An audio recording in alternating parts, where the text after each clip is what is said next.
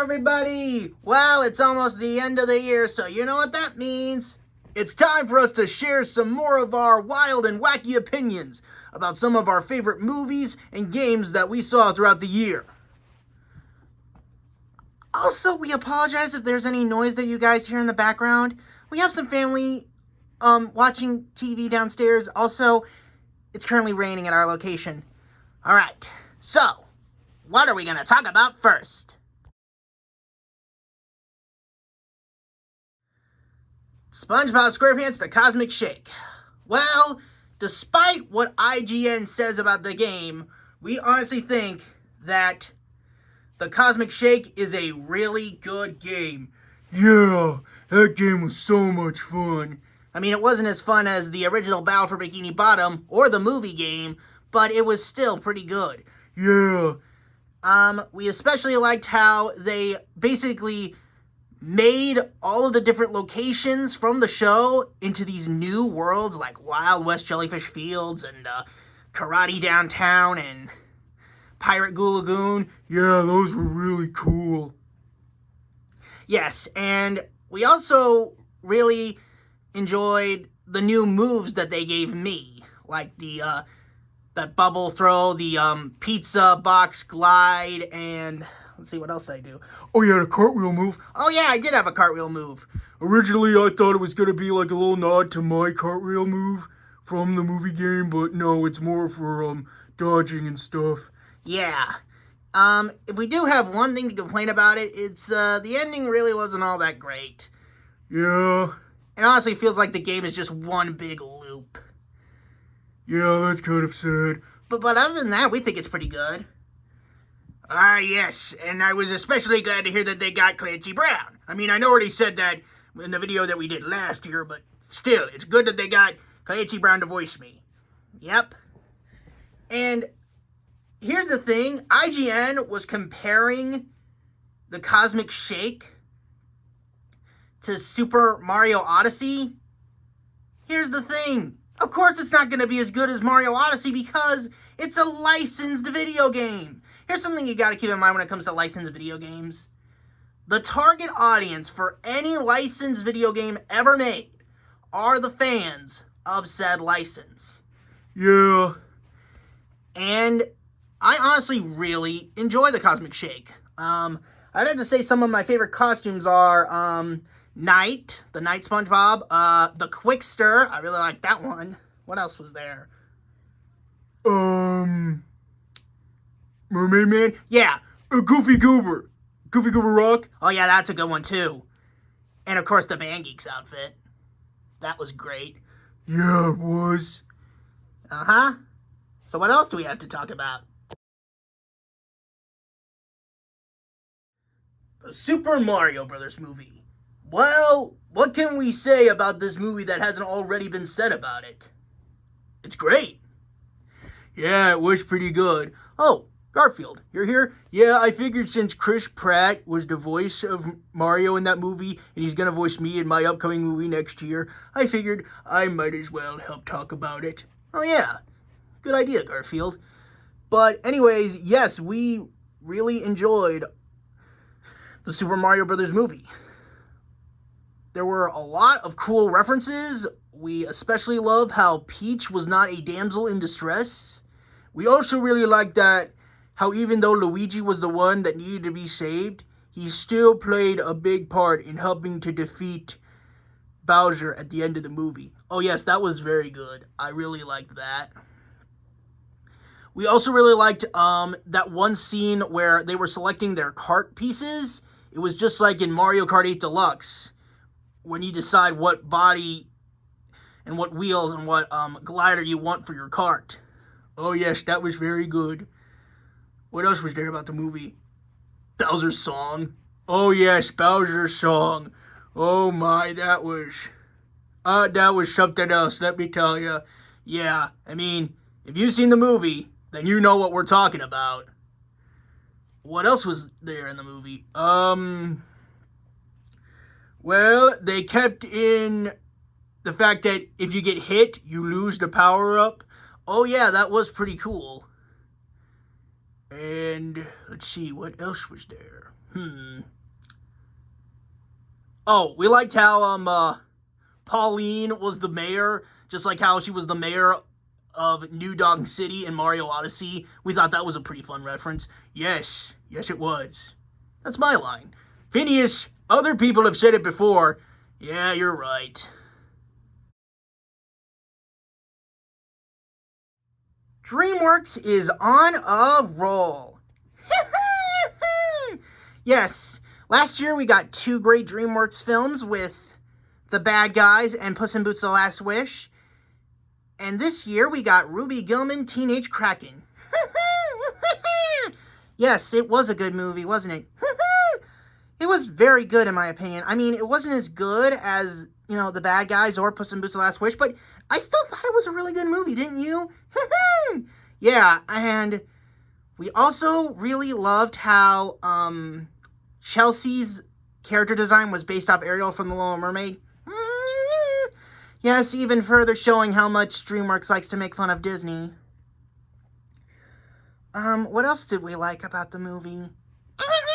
Oh yeah, all of Ruby's special abilities that she was able to do. Her laser eyes. Yeah, that was cool.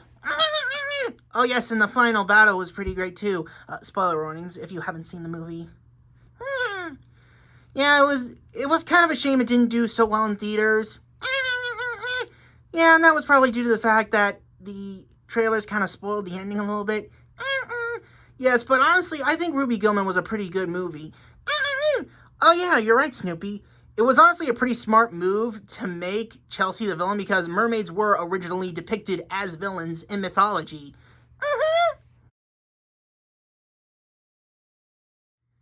Teenage Mutant Ninja Turtles Mutant Mayhem. Boy, we've got a lot to talk about when it comes to this movie, don't we, Snippy? Yeah, we do. Yes. Teenage Mutant Ninja Turtles Mutant Mayhem was great. Yeah, it was. It's probably our second favorite Ninja Turtles movie. Our first still being the Rise movie, which, we stated in the video we did last year. We weren't even in that video last year. Well, we're in this one, aren't we? Yeah, good point. But anyway, yes, we really liked the animation in this movie. Yeah, it's like a teenager's drawing brought to life. Yes, this movie really likes to focus on the teenager aspect of the Teenage Mutant Ninja Turtles. You'd think with it being called Mutant Mayhem, it would focus on the mutant aspect of the Turtles. Well, I mean, Mutant Mayhem probably has to deal with all the mutant characters that are featured in the movie. Oh yeah, that's true. Also, apparently, the Turtles in this movie are voiced by actual teenagers, which at first we were a little bit on the fence about, but we honestly learned to love it. Yeah, we really loved that. And we also love how Splinter in this movie is probably the most father-like to the Turtles that he has ever been. Yes. Let's see what else is there. We also really like the villain, Superfly. Yeah, I mean, he was evil, but he still had his motivations. As opposed to that, Cynthia Utrom. Yeah, she was just straight up pure evil, wasn't she? Yeah. Do you think she's going to play a role in that upcoming series, Tales of the Teenage Mutant Ninja Turtles? I would have a feeling, probably. Yes, Tales of the Teenage Mutant Ninja Turtles is going to be coming next year, which is meant to be a follow-up of the movie.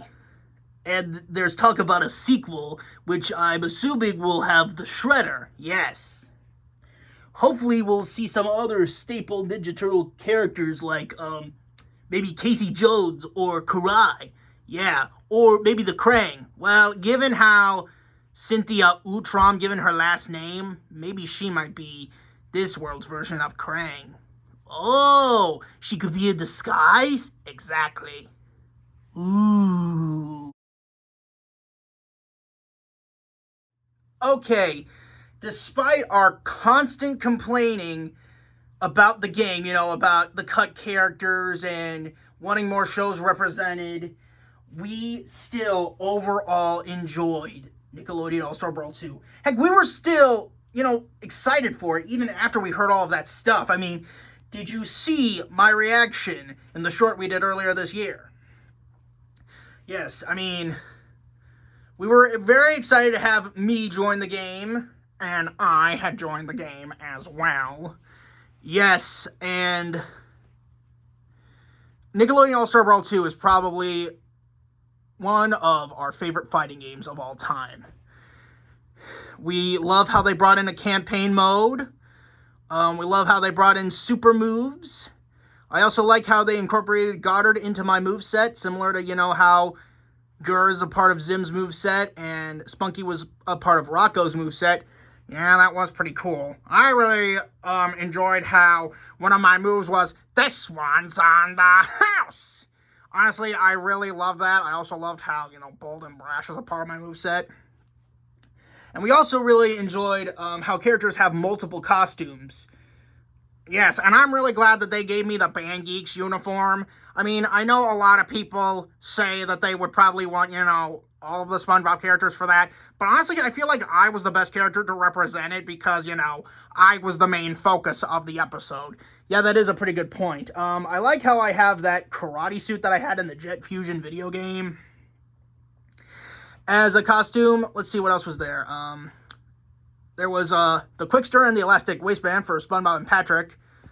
A pirate costume for Garfield, from Garfield's Halloween Adventure. Yes. What else was there? Oh, yeah, Ren and Stimpy, they had Fire Dog's outfit, and Commander Hulk and Cadet Stimpy. I was hoping that they would put in Royal Canadian Kilted Yaxman. Yeah, that would have been good. Back to the campaign mode. Yes, Vlad was the main antagonist, much like we predicted. Can't believe our prediction actually came true. Yeah, it's crazy to think. But yeah, it is honestly really cool. Also, I'm kind of surprised that, some of the characters got cut. I'm surprised they kept in Lucy Loud. Yeah, I feel like out of any characters, Lucy should have been the one that got cut. Apologies to any Loud House fans out there. If you like it, then good for you. Honestly, I would have kept with Lincoln because, he's the main character of the show. Yeah, and I'm surprised, we've got Gerald and Grandma Gertie, but not Arnold himself. Yeah, that is kind of weird. I don't understand why they wouldn't go with the main characters. I mean, I understand why Reptar is the Rugrats rep for All-Star Brawl because, the show's main characters are literal babies. But as for the rest of these shows, I don't know, I feel like the main character should be involved in some way. Yes. We would play the game for the channel, but the problem is that we've got a glitch whenever we play campaign mode. If we defeat the boss, we're just stuck there. Yeah. If that glitch ever gets worked out, then we will play it for the channel. Yes. But anyways, hey, Timmy. Yeah, what'd you think of All-Star Brawl 2? Hate it! Why? I absolutely hate it. Do you want to know why I hate it? Because you're not in it. Because I'm not in it! Actually, honestly, I'm kind of mad that Ember's in the game because, we're both voiced by Tara Strong. I mean, I get that she's a fan favorite villain alongside Dark Danny, but come on! I know, Timmy, I know. Nirvana, quit being greedy! Alright, Timmy, calm down. No, I'm not gonna calm down. In fact, I'm not the only one who's mad about not being in the game. Right, Cat? You are absolutely right, Timmy. I am so mad I am not in the game either. I'm kind of upset about it, too. You guys aren't the only ones. Yeah. Why can't we get in this game? It's a crime, I tell you. A crime. Where am I? Hold on. A crime! Guys, just try and be calm about this. DreamWorks All-Star Kart Racing was honestly pretty good. Yeah, it was great. And that's coming from a Disney character. Stitch. Yeah, I thought we were doing the whole, Disney against Nickelodeon, against Warner Brothers, against everybody else here. Yeah, I know. I'm just goofing around. Yeah, in this universe, there's no companies against each other. It's just good guys versus bad guys here. But anyways, yes. We really enjoyed the game. I'm surprised this came from the same people who, did the Nickelodeon Kart Racer series. I was afraid that there was going to be some online unlockables for this game, but thankfully enough, they didn't do it. We really liked some of the characters. We liked how they brought in, Shrek, Alex and King Julian, Poe, Megamind, Mr. Wolf and the bad guys. Yeah, that was a pretty good addition. Although I was kind of hoping for Marty and the Penguins. Yes, and I was kind of surprised they didn't go with, Ruby Gilman, because, that came out this year. Then again, that probably is the reason why, because, it's called DreamWorks All-Star Kart Racing. Maybe the game, started production before, the movie was announced or something like that. That could be it. I also kind of want to see Jack Frost from Rise of the Guardians. Yeah, me too. It's honestly a pretty good game. What else was there? We like how, the characters actually interact with each other. Sometimes characters will say other characters' names even if they don't come from the same franchise. Oh yes, that was pretty cool. And even sometimes when they don't say their names, they still have lines that are specific to the characters. Like Shrek has this one line when he bumps into Megamind and he says, "Mind your big head." I sound like I was talking about Mr. Big Head for a second there, huh? Yeah. Also, I love this one line from Tigress where she just goes, "Pardon me, Poe," like she's just being polite about it. I honestly think that's kind of funny. Yes, hopefully Game Mill and Bamtang will, take note of this if there's ever a Nickelodeon Kart Races 4. Hopefully. What are we looking forward to in 2024? Well, I'd say that we are definitely looking forward to Season 3 of Sonic Prime. I suppose we could have talked about Season 2 in this video, but we kind of wanted to wait until the full series is available to watch, so I guess we could, kind of talk about the series as a whole. Oh yeah, Sonic the Hedgehog 3 is supposed to come out next year. Hopefully that'll be good. I can't wait to see what they do with Shadow in that. What else? Kung Fu Panda 4 is supposed to come out next year. Really? Yup. And, we were a bit skeptical about it because, we were kind of on the same board, like, Kung Fu Panda is a good, perfect trilogy, just leave it at that. But after watching the trailer, it honestly doesn't look half bad. Who knows? Maybe it'll be good. I think it'll probably be, like, Toy Story 4. And not necessary, but, decent sequel. Yeah, I feel like Toy Story 4 was only really meant to serve as to, tie up the one loose end from Toy Story 3 about Bo Peep. Yeah, hopefully. Let's see, what else is coming in 2024? SpongeBob, don't you know that, next year will be the 20th anniversary of your show? Oh yeah, you're right! I wonder what Nickelodeon's going to do. Well, there is the, Saving Sandy Cheeks movie. No, not Saving Sandy Cheeks.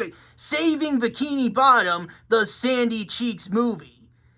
Sorry, everybody. Yeah, that'll be interesting. Also, I heard Purple Lamp wants to do more with me after the Cosmic Shake. I know that's probably not coming out next year, but who knows? Hopefully, they'll keep it going. Hopefully. But anyways, as a lot of you may know, we are about to have the poll for what the first Let's Play of Wild and Wacky Gaming for 2024 will be. So here's how it's going to go down. The overall winner will be the first Let's Play of the year. The game that gets the second most votes will be the game that we play for February. The game with the third most votes will be the one we play for March, and the one with the least amount of votes we'll play for April. So, the winner will be announced on January 1st, so look forward to that. Also, be sure to look forward to our New Year's Eve Wild and Wacky Gaming special.